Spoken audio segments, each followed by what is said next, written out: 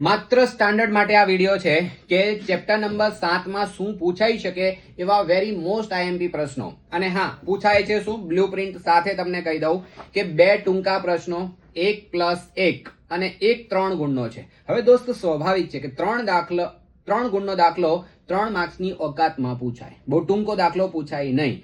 સો અહીં આવી આવો. શું કરવાનું છે ખાસ કહી દઉં. 1 અને +3.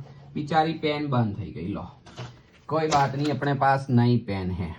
રેડી? આટલું ધ્યાન રાખવાનું છે. અને હા, 3 માર્ક્સનો દાખલો છે તો એના માટે લાંબા દાખલા હશે, તમારા માટે ખાસ જરૂરી હશે. અંતર સૂત્ર ખાસ કરજો કારણ કે ટૂંકા પ્રશ્નો ત્યાંથી પૂછાય છે. આ દાખલો કરી લેજો, બટ એક મોસ્ટ આઈએમપી લિસ્ટમાં નથી. જો કે તમે મોટા દાખલા કરશો એટલે ઝીણા દાખલા ઓટોમેટિકલી થઈ જશે એવું કહી શકાય. આની અંદરથી ખાસ જરૂર તમને પડશે. આ 2 દાખલાઓ કરી લેજો, બાકી કંઈ જરૂર નહીં. એક હોશિયાર વિદ્યાર્થી હોવ ને તો દોસ્ત રિસ્ક નહીં લેતા. આ ચેપ્ટરની અંદર ઓલ ઓવર સારી તૈયારી કરી લેજો કારણ કે ક્યારેક ગમે તે પૂછી નાખતા હોય છે. બરોબર? એક જો આ ઝીણો દાખલો છે પણ છતાં ક્યારેક 3 ગુણની અંદર પૂછી નાખે.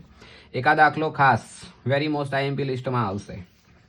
હજી આગળ વધીએ તો ત્રિભાગ બિંદુઓ વાળો વેરી મોસ્ટ આઈએમપી દાખલો આવશે, 8 નંબર વાળો. પછી 9મો વેરી મોસ્ટ આઈએમપી, કારણ કે આ બધા દાખલા લાંબા દાખલાઓ છે.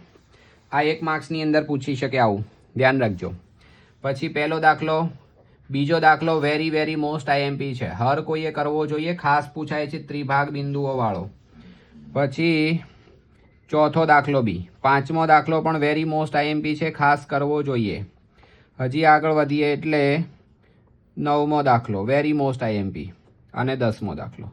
આટલા દાખલાઓની અંદર ધ્યાન રાખવાનું કારણ 3 માર્ક્સનો દાખલો 3 માર્ક્સની કેપેસિટી અનુસાર પૂછાય. ખાસ ધ્યાન રાખવાનું. પ્રોપરલી હજી વિશેષ અને મસ્ત તૈયારી માટે પાસ થવાનું પંચામૃત બહુ જ ફાયદો થશે. હજી ઓર્ડર ના કર્યો હોય તો દોસ્ત રાહ નહીં જુઓ, મંગાવી લો. બહુ જ ઓછો સ્ટોક બાકી છે. All the best. Thank you.